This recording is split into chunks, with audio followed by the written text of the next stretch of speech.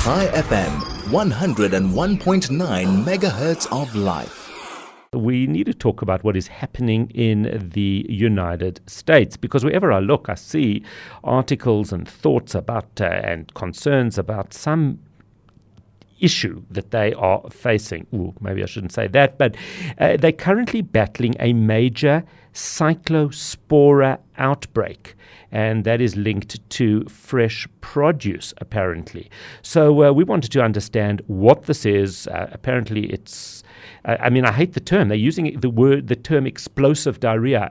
Diarrhea and explosive should not be used in the same sentence, but that's okay. It's not for me to police that. Professor Lise Korsten, co-director of DSI Center for Excellence in Food Security, chair of the International Society for Plant Pathology Global Task Force on Food Security.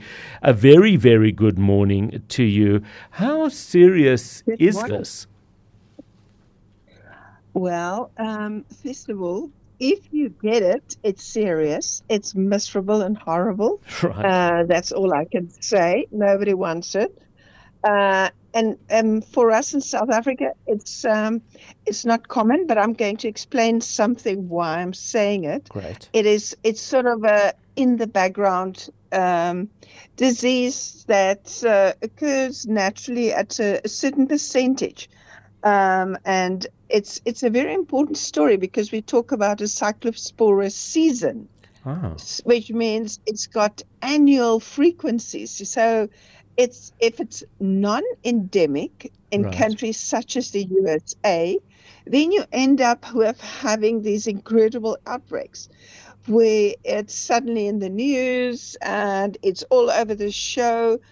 And it's a matter of time before they pick it up and they can figure out what's the origin, how do we stop it? Right. And for us in Africa, and specifically South Africa, it's got a so-called more endemic status. South Africa and Peru, for instance. So in our case, it's sort of constantly in the background.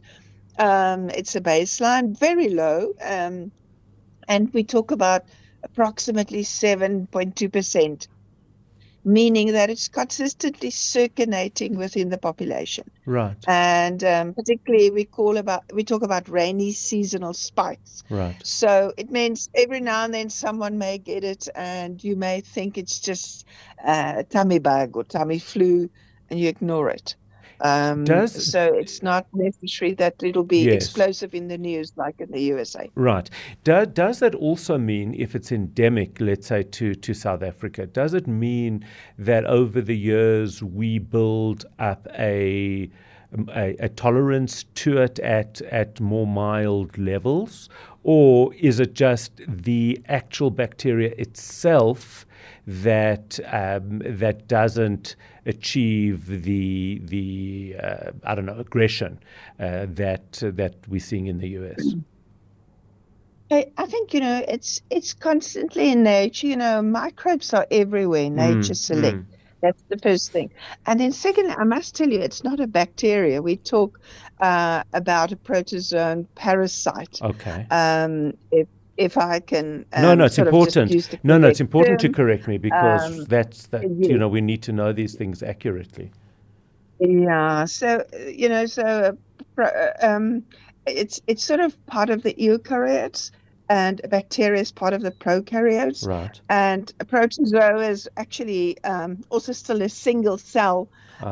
It's actually like a little human body on its own, but in a single little cell with its own little organelles and nucleus. Quite a fascinating little, very difficult to identify, to track and trace. So we don't have good systems really to monitor.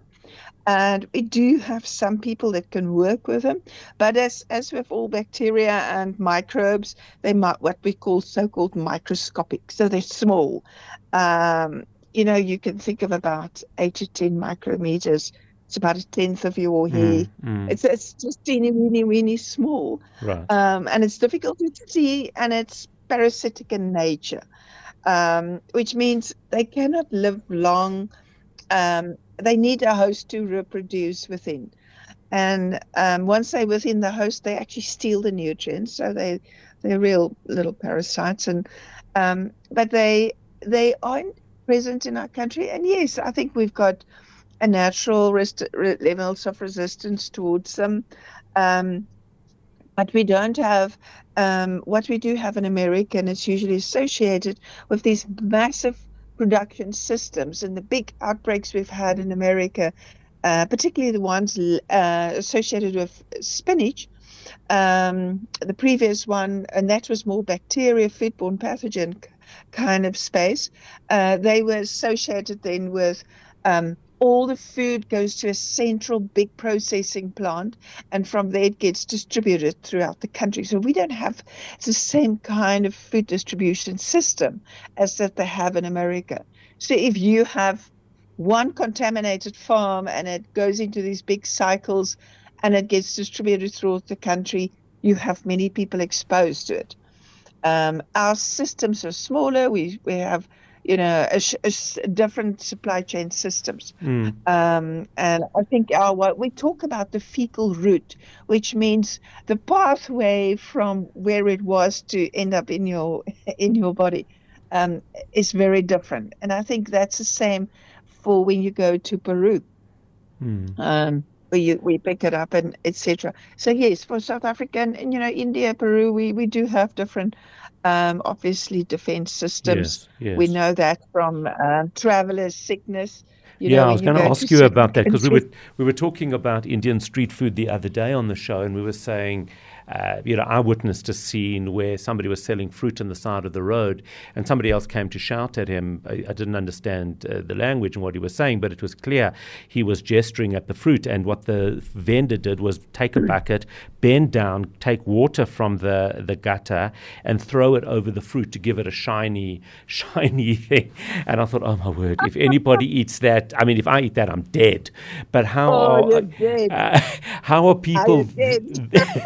I was thought, like, how are people here going to eat it? And I was just wondering, like, in terms of tolerance that people build up.